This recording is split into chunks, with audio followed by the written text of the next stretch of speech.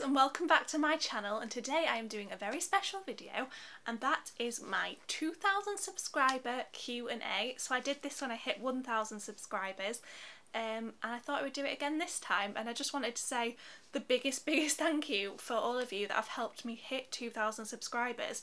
When I started this channel last December, I never ever could have dreamt that I would have hit 2000 subscribers by now. I think my target for the end of the year was, I just said I really want to get to 500 within a year, and I've done 2000 in 10 months, which is absolutely insane. So I just wanted to say the biggest thank you for all of your support, and I thought I would do another Q&A so you can ask me whatever you like. I asked on Instagram and I've had loads of questions, so I'm not going to dwell, I'm just going to run through, because the last Q&A I did was about an hour long.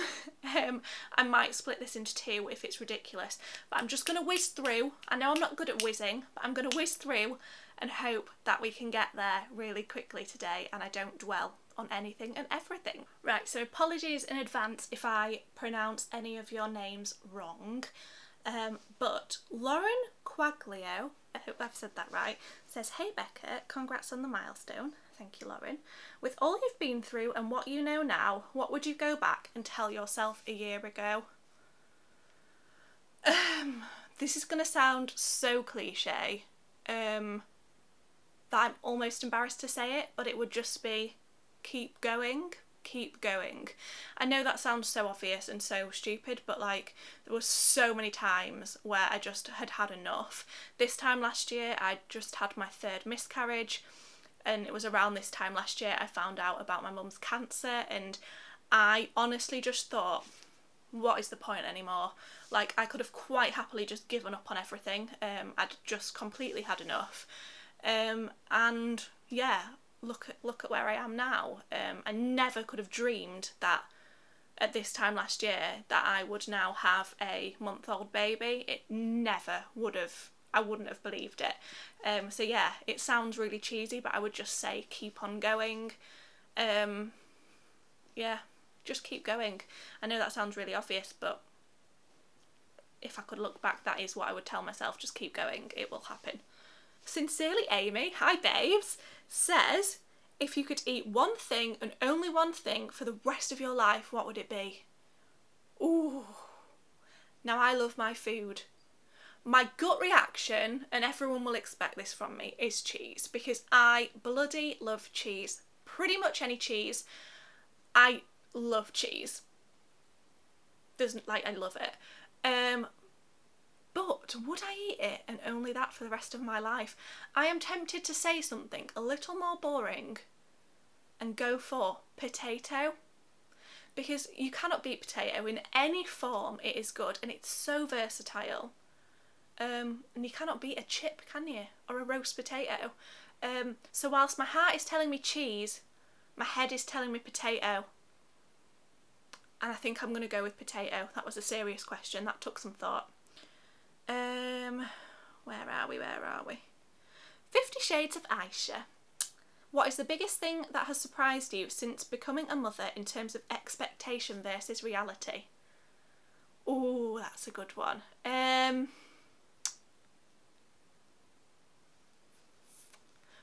Probably. I had it in my head. I don't know why I thought this. I'm an idiot. I envisioned myself looking fabulous every day, like hair and makeup done every day, always dressed.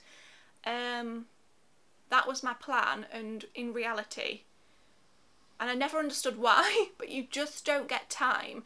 And I don't know why you don't get time, because newborns really don't do much, but I just never get time to do my hair or makeup or get dressed. Unless I'm leaving the house, you bet your bottom dollar I am in my pyjamas. Yeah, so I would say expectation versus reality was the vision of me looking fabulous all the time versus the reality of me not looking so fabulous all the time. Corrie Toes. Hi Corrie. Corrie's just had a gorgeous little baby called Theo. He's super cute. "What 3 things are you most looking forward to doing with Wilf over the next few months, and have you any plans or traditions for Christmas that you plan to start with him?" So all the things I'm excited to do with Wilf over the next few months involve Christmas. So I'm going to merge the two questions. I'm going to be a rebel. I'm going to merge the questions. And I would say I'm really excited to, and we've never done this before, so it is going to become a tradition, I think. I'm really excited to go and pick our own tree and cut it down. I really want to do that after going to the pumpkin farm this year. I'm not going to lie, I just want the photos of Wilf at a Christmas tree farm. But yeah, I'm really excited for that. I really want to go and like pick our own tree and then decorate it as a family, and I just think that'll be super cute. So I'm excited for that. Oh, I'm excited. I've seen these amazing, oh, this is so tacky and cheesy. I don't even care because I'm so excited to have our first like family Christmas this year that I'm getting us all matching Christmas jumpers. So me and Andrew are going to have matching jumpers, and then Wilf's going to have the matching sleep suit. I mean, that is a bit cheesy, but I don't even care, so I'm excited for that. And the last thing I am excited for is Wilf to have his first Christmas with my mum.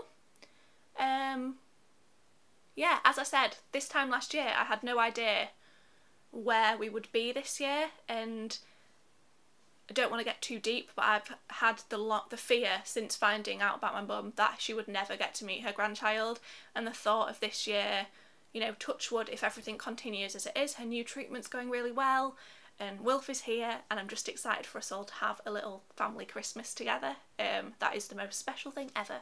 So yeah, they would be the things I am most excited for in the next few months, and Christmas related to be precise. It's just Amanda, who has also just had a gorgeous little boy called Franklin. If a genie granted you 3 wishes, what would they be? One would obviously be that my mum is magically cured. Number 2 would be that everyone I've met, and this is both in my real life and in my internet life, who has struggled with infertility or who has been through miscarriage, gets their baby or their rainbow baby. I always specifically think of Kelsey for this. It's Kelsey's life, who I'm sure you all know. She was pregnant at the same time as me, and she sadly lost her baby, and obviously Wilf is now here, and I just feel such a connection with her because how close our baby's due dates would have been, and I just so desperately want this for her. So anyone, it would be for anyone who's gone through infertility or miscarriage or anything, but really for Kelsey, I'm really like rooting for her. So that would be my second wish, and for my third wish I'll go for something a little bit more light-hearted, and I will go for that I'm magically a size 10. That's not too much to ask, is it? Just magically a size 10 with fabulous perky boobs and gorgeous long legs. That would do. Nika Hoy, who is Nicole. I hope I'm saying Nika Hoy right. Correct me in the comments, Nicole. I don't know if I'm saying that right. If you could have a savoury or sweet scone, we were having this debate if any of you watched my vlog, scone or scone. I'm a scone person, but I thought that was the Yorkshire way, and now I'm being told that maybe that is the posh way, and turns out I'm very posh. So if you could have a sweet or savoury scone, which would you pick? I probably would go for the like traditional. I like one with like sultanas or currants in, with like clotted cream and jam, like traditional afternoon tea scone. But I do like a cheese scone, obviously, because I like cheese, but I think I would go for a sweet one with cream and jam. Gria Lane, congratulations on Wilf, he's so beautiful, thank you very much. I love his name. Were there any other names you were choosing from when picking his name? Yes, so the 2 we were between was Wilf, which obviously we went for, and the other contender was Franklin, because mine and Andrew's song, or one of our songs, you know, every couple has a song, one of our songs is Paramore Franklin. We absolutely love that song, and I just really like the name Franklin, and I like that it can be shortened to Frank, which is quite an old man name, and I like quite old men names, as you can tell from Wilf. So yeah, we were between Wilf and Franklin. We went for Wilf in the end because of the middle name. The middle name is Theodore, after our godson Teddy, as you will all know, and I just thought Franklin Theodore didn't sound great. It sounds like a president, whereas I think Wilfred Theodore sounds a little bit more like traditional. I don't know, I just thought it went better. So if we ever had another baby and it was a boy, there's every chance we would have a Franklin. But yeah, this time we went for Wilf, and I love Wilf's name. And if it was a girl, as I think I've mentioned before, he probably would have been Primrose. I love the name Primrose. Also, what are the top baby products you bought and have loved or found the most useful? I think my friend Katie has asked this further down in the questions as well, and she's asked for the top 3, so I will just cover that now. I'm going to do a whole video on like newborn essentials, things I've bought or gone on to buy since having him that I have found absolutely like invaluable. But the top 3 I can think of off the top of my head are the Sleepy Head. Absolutely think it's worth the hype it gets. The Snuggle Baby Bath I think is amazing. Wilf absolutely loves it. It's so easy to use. So the Sleepy Head, the Snuggle Baby Bath, and I would say, and this is a bit of a weird one, it's not something I hear people mention, but it's made my life a lot easier, is the sleep suits that have the built-in scratch mitts. Especially the next ones, they're so good, because Wilf just claws his face and scratch mitts fall off, get lost. I've got like one scratch mitt that's just kind of floating around the house, no idea where the other one is, and they're just not practical. But the scratch mitts, the sleep suits with built-in scratch mitts, I have found invaluable to stop him clawing his face, especially at night time when we're sleeping and we can't keep an eye on what his cheeky little pincers are doing. They have been a lifesaver. So yeah, they would be my like top 3 baby essentials. Mother Trooper, as we all know, that is Lauren. Who do you love more, me or Andrew? I think we both know the answer to that one, babes, don't we? Stacey Lee Slimming World. It may be too early to say, but do you feel motherhood is going as you expected, or are you doing anything you didn't think you'd do? E.g. feeding, co-sleeping, baby wearing, etc. On the whole, I'd say it is as I'd expected. I've always been very relaxed about I've always been very relaxed about decisions I'd make once he's here. Whilst I was incredibly unrelaxed in pregnancy, I couldn't have been more anxious. I've always said when he's here, I would just go with the flow and do whatever felt right, and I have to say that is exactly what I've done. I kind of shocked myself with how relaxed I am. To say I was like anxious up to here, I feel so much more relaxed now. It is insane. Literally the second he was here, I was just like, it was like a weight had lifted. So in that sense, it has been kind of what I thought, to be honest. I always said I would do whatever felt right for both of us, for feeding and for baby wearing, and I've never said kind of set things that I would and wouldn't do. So yeah, it has been, to be honest. I don't think that's a very interesting answer, but yeah, it has. Bex Massey UK. Best advice for growing your YouTube channel. So I would say upload regularly is probably the main thing, which I'm not doing at the moment, but it definitely helps. If I upload regularly, I notice a big difference in gaining subscribers to when I am not uploading regularly. I would say be completely honest. Don't try and be anyone else. There's been times where I've made videos where I've known putting it out, this is going to get me dislikes, but I've just had to do it because it's how I felt at the time.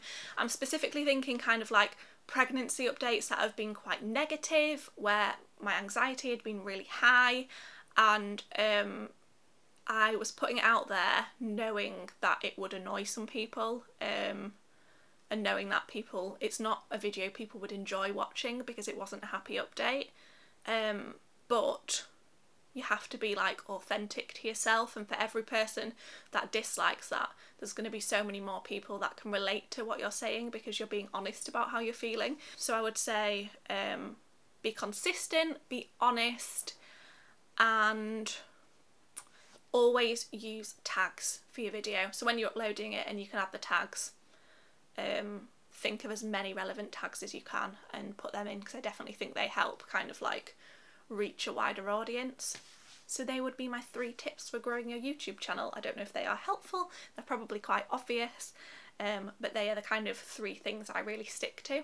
Hello Little One has said, what has been the best day or memory with Wilf so far? Obviously I won't say the day he was born, that kind of goes without saying, but I would say yesterday. It was Sunday yesterday and I'd had a really stressful morning with Wilf. He was like very unsettled and he wasn't in a good mood, but I coped on my own and it was fine. So I was quite like pleased with that anyway, that he was just in such a bad mood and we just got through it and it was fine. But then I had such a lovely afternoon. My mum came round and we took him out for like a little walk just around where we live, but we found this really nice little walk that we didn't know about, and I put him in the baby carrier, and I'd been nervous about the baby carrier before. I don't know why, I just didn't feel comfortable or confident with it, but something clicked yesterday and we just both really enjoyed it. I could tell Wilf was really comfortable and I just felt really comfortable, and I felt so much more free than I do having to push the pram. Just having him kind of like strapped there, it was so much easier, and we could let Daisy off the lead and we just had a really nice walk, and it was just like the perfect Sunday. And then we like went home and had hot chocolate and all snuggled up on the sofa and we watched Strictly Come Dancing. This is like the most bizarre, uninteresting story, but it was just a really nice day. And then Andrew got home from work and he was in a really good mood because he had a couple of days off. It's his birthday today and he had a couple of days off for that. So he was in a really good mood, and I got to go for a soaky bubble bath and had a glass of wine, and then we all watched X Factor and had tea together and all like shared cuddles with Wilf, and it was just a really nice day. I think sometimes the days that aren't planned end up being the best ones, and that was definitely one of those where I just had that like really like warm fuzzy feeling. It was just a really nice day, and like even though we didn't do anything specific, I think I will remember that day for like a long time. So I would say, apart from him being born, that was probably my favourite day with Wilf. Gem26, hi Gemma. Gemma went to university with me and she is also pregnant.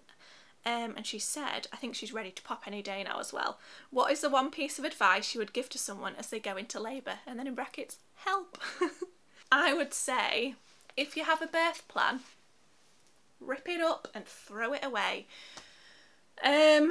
Obviously it's good to have an idea in mind of how you would like your labour to go, but I don't think anyone knows how they're going to react to going into labour.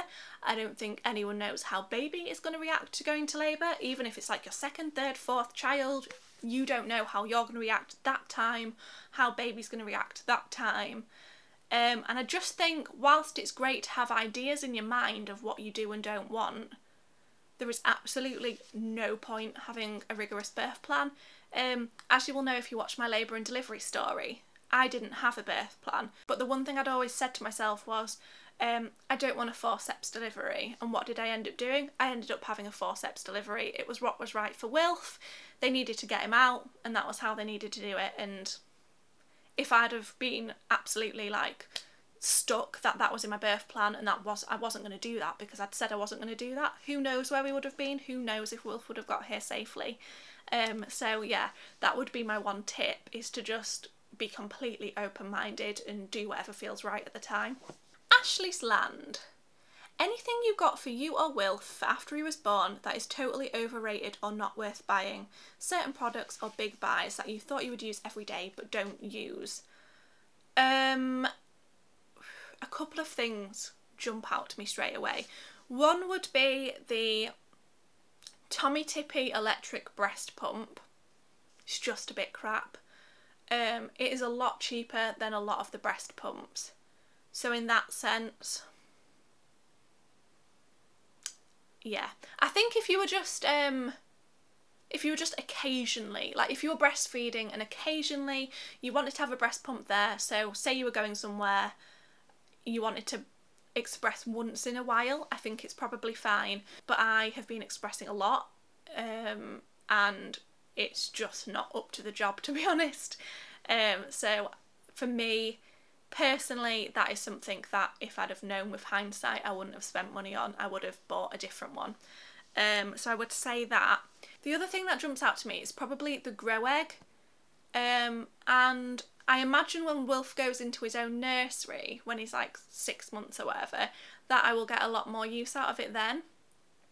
But whilst he's in our room and I can feel the temperature and it's quite consistent, I've just not used it. It's like we used it the first night or two and then we've just not used it. So yeah, I don't know. It might come into its own a bit later on, but for now, I've not felt the grow egg was something I needed to have when he got here. So Aaliyah Jepson, I hope I'm saying that right, Aaliyah, has said, what age do you think it is best to take Clomid and TTC? I'm 20 years old and have recently been told I would need some form of treatment to get pregnant, as I don't have periods and have been heavily investigated since the age of 16 by specialists. They've now offered me a course of Clomid to see how it will stimulate my ovaries to release an egg. However, as I have been told that you can only use Clomid for 3 courses due to risk of ovarian cancer, I'm worried about wasting a course. Opinions. I've followed your story and really appreciate your honesty. So I don't know about the whole 3 courses risk of ovarian cancer thing. That's not anything I've ever personally heard of, and I know my hospital were willing to let me have up to 6 rounds. I think that's quite, I don't know where you're based, but I think in the UK, as far as I know, it's quite standard to be allowed 6 rounds of Clomid. So I don't know about that part, but in terms of what age do you think it's best to take Clomid and TTC, I would just say whenever you feel ready. What I will say is that Clomid is extremely, I don't know what the word is I would use, it is heavy stuff. I've never felt as low in my life as I did when I was on Clomid. I don't like to bandy the word depressed around because that is something very serious, and I wasn't depressed, I was on medication, but it made me feel depressed. I felt beyond down. So in terms of when's best to take Clomid, I would only take it when you are absolutely sure you want a baby, because it's no walk in the park. It is really like heavy going stuff, and that's coming from me who only had to take 1 cycle. I was very lucky that I got pregnant my first cycle of Clomid, but I can't imagine that just gets worse and worse, I imagine, with every cycle. So I would say, you've not said whether you are actively trying or not, but I would just say I don't really think age comes into it. I think it's just whenever you feel ready and you're at that point where you're aware of the effect Clomid can have on you and you're willing to go through that to get the end goal. Sorry, that's not the best answer, but that's all I can really say for that one. Oh, Celeste, from Tim Celeste, you all know her, I'm sure. What are some of your favourite things? Oh, this is a lovely question. Favourite perfume, favourite TV show, favourite ice cream, favourite book, favourite movie. So my favourite perfume, I've got a summer favourite and like an autumn winter favourite. My favourite summer perfume is Jo Malone English Pear and Freesia, and I actually wore that on my wedding day. I love that smell. And my favourite like autumn winter perfume is Thierry Mugler Alien, the one in the purple bottle. Oh, that is, and I don't use this word lightly, but that is a sexy smell. I love the smell of that. I haven't had that for ages. I might have to put it on my Christmas list. I love that perfume. My favourite TV show, I've got so many. My favourite of all time is Buffy the Vampire Slayer. I have seen it hundreds and hundreds of times. I love Buffy the Vampire Slayer. But I also love The Walking Dead, Prison Break, Lost. I really liked something called Wayward Pines. I don't know if that many people have seen it, but They cancelled it after 2 series, but it's definitely worth a watch if you can get your head around the fact they cancelled it. Yeah, they're the kind of series I like, and I also love Pretty Little Liars, which will forever be my #1 guilty pleasure. My favourite ice cream is Haagen-Dazs Pralines and Cream. I love that stuff. My favourite book is I love Eleanor and Park, and like standard Harry Potter, of course. And what is one thing that has surprised you the most since becoming a mother to sweet little Wilf? And as I kind of touched on before, that would be me. That's what surprised me the most after being so anxious in pregnancy. I cannot tell you, well, you all know, you all watch my pregnancy updates. I'm pretty sure I probably did most of your heads in at all times. I was so stressy about everything and I just couldn't enjoy it because I was so panicked all the time. So what has shocked me is me now. After he's born, I was worried that that anxiety would just follow me through. And luckily it hasn't, and I feel so much better now he's here. I'm sorry if the light's going, by the way. It's only 4:30 and it's pretty much dark already. But I'm just going to crack on. Jordan Leah says, I would like to ask, during your short time of being a mummy, after the birth of baby Wilf, is there anything you found you really hadn't prepared for, which surprised you? Just the amount they poo. The amount you have to change their nappies is insane. Can you imagine if we pooed like 10 times a day? That's probably the thing that surprised me the most. I just hadn't anticipated how many nappies I'd get through every day. Yeah, that's definitely what has surprised me most that I hadn't prepared for. Abby's mummy says, did you find anything that helped with the anxiety worry you felt when you got pregnant / were pregnant with Wilf? I wish I could say yes, but to be honest, not really. I just had to get on with it. I would say that I had a lot of scans in pregnancy, a lot of scans. I think I had about 20 scans when I was pregnant with Wilf, and they definitely helped. They didn't completely, because I was so bad that I would get out of the scan and within like a day I'd be feeling horrendous again and panicked something was wrong, but they did definitely help. And this is probably a bit controversial and probably not something I should recommend, and I absolutely wouldn't recommend it when you are feeling movements, but for me personally, and this is purely what helped me, I found my Doppler a massive comfort. I pretty much stopped using it as soon as I started feeling movements, and that's why I was in hospital so often for reduced movements, because I really wanted to focus on the movements solely and not what the Doppler was saying. But I did find the Doppler a huge comfort before I was feeling movements. I would get so panicked that I'd miscarried and my body hadn't recognised it, and having the Doppler there and being able to find the heartbeat was just a huge comfort. So yeah, not something I should maybe recommend, because I know there's quite controversial opinions on Dopplers, but for me, before I could feel movements, it was an absolute lifesaver and saved me going completely insane. So I think what I will do, as this is becoming the longest video in the world, is I will pause there. I will upload this as part 1 and I will upload part 2 shortly. And yeah, I will see you all in the next part. Bye guys!